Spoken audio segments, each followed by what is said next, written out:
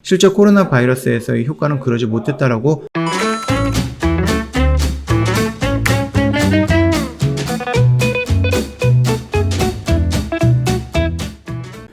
네, 안녕하세요. 허브경제TV 최호영입니다. 오늘 볼 종목은 제넥신 좀 보도록 하겠습니다.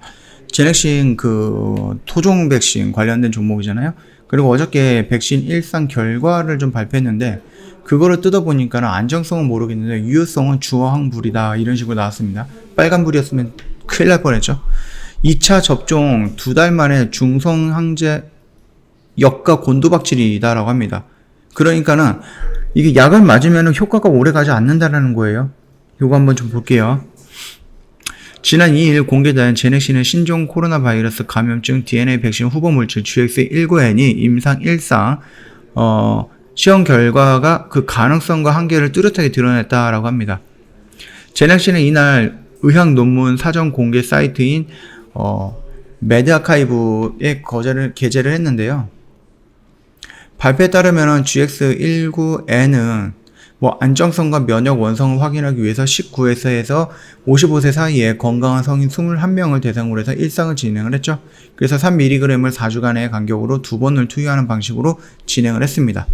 그 제넥신의 1상 결과 임상 대상자의 약 81%에게서 스파이크 및 RBD 단백질 결합 항체가 4배 이상 증가한 것으로 나타났다라고 하죠. 특히 GX19N 투여 후에 중화 항체 또한 유의하게 증가했다라고 좀 강조를 했습니다.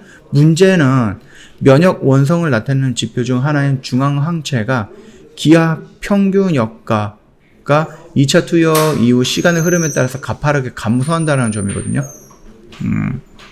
발표에 따르면 57일차 GX19N이 GMT는 37.26에 그쳤습니다. 이는 백신 후보 물질의 면역 원성을 가늠하는 회복기 인간 혈청 표본이 288.78인데 이것보다 훨씬 낮은 수치죠. 인체에 주입된 DNA의 항원 발현 지속 속도가 지속 시간이 너무 짧다라고 좀 해석이 되고 있는 부분입니다. 이번 일상 결과를 본 전문의가 2차 접종까지 했음에도 불구하고 약 2달 만에 중앙항체 역가가 너무 낮다. 이는 백신 후보 물질의 유효성에 대해서 심각하게 좀 고민을 해봐야 될 수준이다라고 말을 하고 있습니다. 제넥신 또한 이런 유효성 문제에 대해서 시인을 했어요.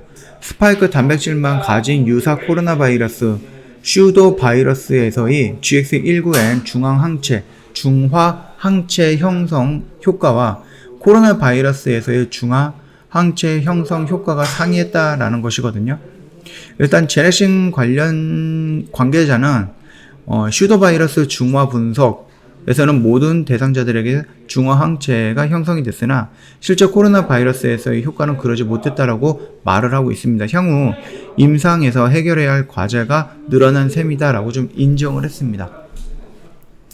현재 제넥신은 현재 진행 중이거나 계획 중인 다음 단계 임상 시험을 통해서 유효성을 다시 입증한다라는 입장이거든요.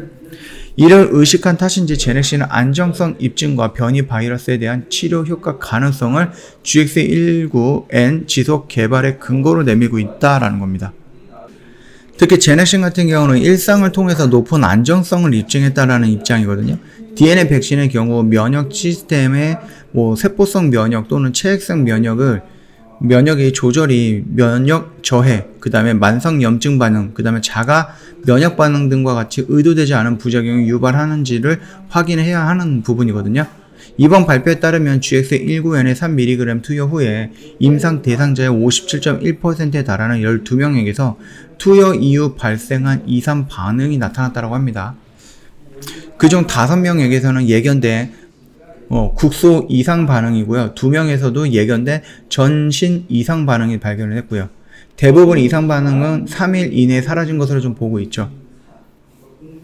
제넥신 측은 12명의 약물 투여와는 인과관계가 의심되는 약물 이상 반응은 총 10건으로 모두 1 수준이다. 경미한 수준이다. 이렇게 좀 얘기하고 있는 거예요. 심각한 이상 반응을 보였거나 부작용으로 임상이 중단된 참가자는 발생하지 않았다라고 설명을 했죠. 아울러 제넥신은 전기 청공기 투여 방식의 장점을 10분 활용했다고 합니다. 제넥신 관계자는 최근 주목받고 있는 mRNA 백신의 경우 NLMP를 활용하면 부가 물질이 추가돼서 심각한 이상 반영을 일으킬 가능성은 있는데 DNA 백신의 경우에는 전기 청공기를 통해서 순수 DNA만 주입하기 때문에 그럴 우려가 훨씬 적다라고 주장을 하고 있습니다.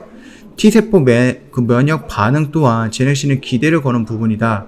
제넥신은 임상 참가자 20명 중에서 20명 중 18명에게서 스파이크 단백질 및 뉴클레오 캡시드 단백질에 대한 회복기 환자 동등 이상의 T세포 면역 반응을 나타냈다라고 좀 밝혔죠.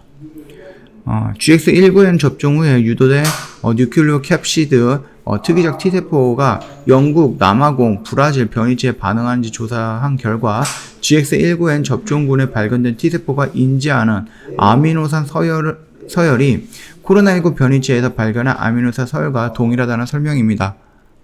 제넥신 측은 GX19N에 유도된 뉴클레오 캡시드 특이상 T세포 반응이 향후 변이 바이러스에도 예방 효과가 지닐 것으로 보고 있다. 이런 식으로 얘기를 했는데요. 안정성은 얘기를 하는데 유효성에 대해서는 글쎄요. 제목처럼 유효성은 빨간불이 아니라 주황불입니다.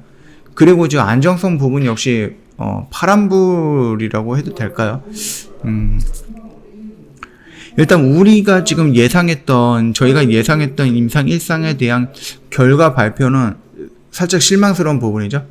그러다 보니까 지금 주가가 올라가지 못하고 있는 거예요. 결과 발표가 긍정적이다라고 하면 좀 올라갔을 건데 지금 주가가 올라가지 못하고 이 밑에서 빌빌거리는 이유가 아무래도 임상 1상에 대한 안정성은 어느 정도 확인을 했다라고 했을 때 유효성이 과연 이게 백신으로서의 유효성이 있느냐, 이건 맞아서 2달이면 약효가 떨어지거나 약효가 굉장히 약해지는데 그럼 2달마다 한 번씩 또 맞아야 되느냐, 그랬을 때는 과연 이거를 제넥신이 만든 DNA 백신을 맞을 사람이 있을까 하는 부분이죠. 효과가 굉장히 뛰어난 상태에서 지금 그 유지 기간이 짧다라고 하는 것도 아니고 효과가 굉장히 뛰어난 부분도 아니기 때문에, 그렇다라고 해서 그거를 유지할 수 있는 기간도 길게 나오는 것도 아니기 때문에 이거는 생각 이상으로 결과가 좋게 나온 것은 아니다라고 판단을 합니다. 그러면 우리는 여기서 조금 대응을 해야 될 것 같습니다. 이 라인을 이탈한다, 이런 임상 1상에 대한 결과 발표를 확인을 했는데 긍정적이거나 이러지는 못하다라고 좀 보고 있어요. 그렇기 때문에 여기서 이런 식으로 이탈할 가능성도 있습니다. 충분히 있습니다. 그럴 경우에는 이거 물량 정리하는 게 나을 것 같아요. 물량을 반이라도 좀 정리해갖고 좀 가볍게 만들어 가야 될 것 같고요. 임상 2상 결과가 발표가 나오면서 거기에서 1상에 대한 부정적인 부분이 좀 긍정적으로 전환이 됐다라고 하면은 그때 올라올 때 그때 다시 한번 접근을 하는 게 낫지 않을까라고 생각을 하는 부분입니다. 지금 임상 1상 결과 발표에 따라서 우리의 지금 대응하는 방법이 조금 달라지는 거겠죠. 지금 차트를 보면은요, 이런 변곡점의 끝자락에 있는 거는 맞아요. 그리고 나서 임상 1상이 굉장히 긍정적이다, 효과도 좋고 지속도 좋고 안정성과 유효성이 다 좋게 나왔다라고 하면은 여기서 이렇게 돌파하는 모습, 상승하는 모습을 좀 그렸는데 안정성은 괜찮다라고 해도 유효성은 아니다라고 하면은 얘가 이런 식으로 실망해서 나올 수 있는 거예요. 이거는 얼마든지 나올 수 있는 부분이 있죠. 아무래도 우리가 제약 관련된 종목들을 좀 보거나 아니면 매수를 했을 때, 또 신약이라든지 이런 것도 있을 때에는 임상 결과에 대해서는 책임을 지고 반응을 할 줄 알아야 됩니다. 임상 결과가 안 좋게 나왔는데 그걸 무조건 토종 백신이다 라고 생각을 하고 계속 가져가면 안 된다라는 겁니다. 그 점 꼭 참고해 주셔야 될 것 같아요. 손절할 때는 손절하고요. 물량 정리할 때는 물량 정리하는 것도 나쁘진 않고 물량 축소하는 방법도 하나의 방법이다라 좀 제시를 해드리도록 하겠습니다. 분위기는 좋았습니다. 얘네가 임상 1상도 끝나고 임상 2상에 대한 2차 접종도 끝나고 한미약품이랑 CMO도 체결을 하고 협업을 하고, 그 다음에 인도네시아랑 보건부 장관이죠. 그분이 오셔서 공장도 한번 돌아보고 이 개발 내역도 한번 돌아보고 이런 식으로 했기 때문에 굉장히 좀 긍정적인 효과가 나오지 않을까라고 그렇게 생각을 했는데 막상 뚜껑을 열고 보니까는 반이었죠, 반. 정확하게 말하면 우리가 100이라다라고 했을 때는 한 70 정도가 나왔던 겁니다. 70에서 60 정도가 나왔다라고 좀 보면 될 것 같아요. 효과는 있는데 그 효과 지속 시간이 떨어진다라는 거거든요.